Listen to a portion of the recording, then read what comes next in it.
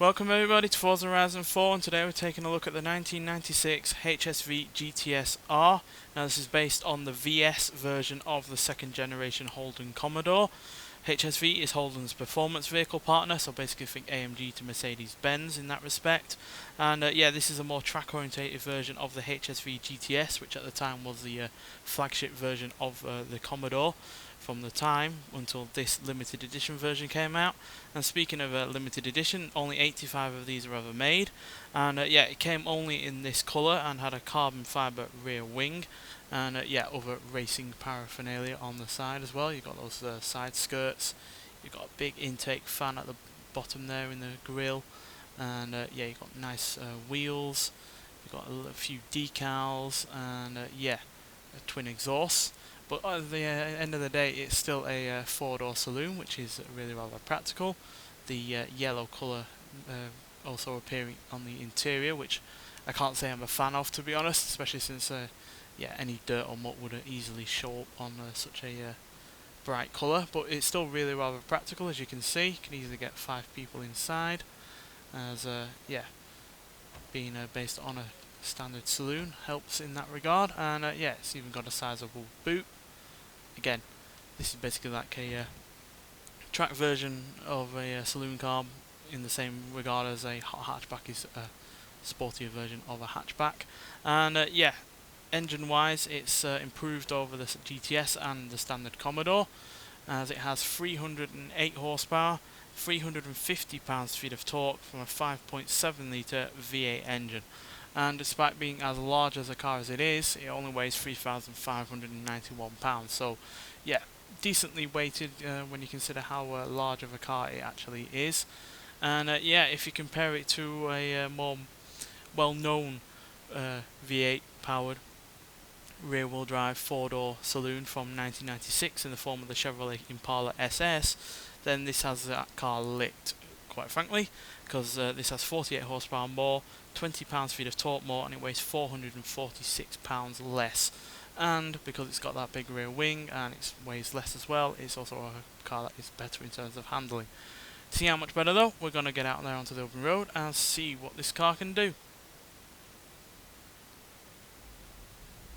So yeah, being based on a saloon, it's hardly the smallest and nippiest of cars, but despite that, they've worked wonders with it in terms of its handling, with that rear wing also helping in a lot of ways, providing all of the downforce over those rear wheels, meaning that yeah, despite its size and weight, it's yeah, easily one of the best handling 4-door saloons from before the year 2000.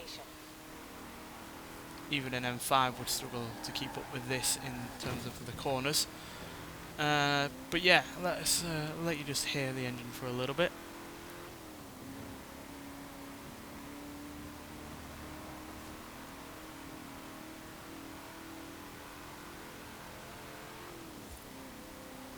So yeah, the only major problem with this car is the fact that it doesn't have the highest of revving engines. As you can see, it's not even getting up to 6,000 RPM, which when you consider this is, you know, a more track-orientated version of the standard car, and it's got that big rear wing on it, and yeah, it's got really good handling. I would like the engine to be a little bit more, you know, free revving, a little bit more high revving, just to make the most of what it can actually do in terms of handling and general performance. But even though it's not that high revving, it doesn't slow it down whatsoever in terms of acceleration, as it can do 0 to 60 in 5.6 seconds, 0 to 100 in 13.9 seconds, and it will go into a top speed of 158 miles an hour. And once again, that is far better than the Impala SS, which can only manage 0 to 60 in 6.5 seconds, 0 to 117.9 seconds, and a top speed of 140 miles an hour. And best of all on this car over the Impala is the fact that it has a 6-speed manual gearbox rather than the rather woeful 4-speed automatic in the Impala, which also has stupidly long gears as well. So yeah, even though there's not the biggest of horsepower deficits on the Impala over this, because of that automatic gearbox, this does feel a lot better in terms of acceleration. It just feels a lot snappier, and yeah, 6 gears over 4 means that you can keep that engine in the power band a lot more than you can with the Impala.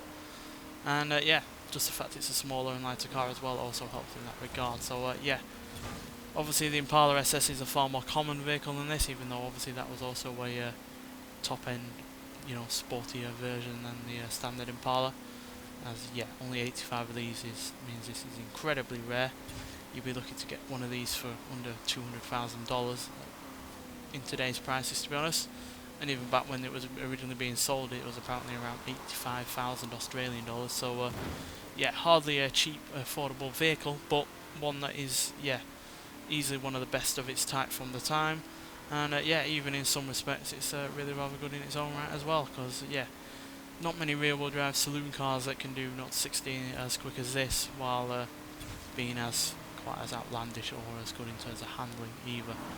So yeah, outside of the low revving engine, the only other problem I really have with this car is yeah, the rather garish paint work and the fact that it looks a little bit on the vulgar side as a result, especially with the interior also being having elements of yellow as well, which yeah, like I said, I'm not a fan of practicality wise or visually wise. But yeah, on the whole, it's a cracking car this, and it's well worth getting. You basically have to get 50% on the current seasonal festival playlist, which is easily done, to be honest.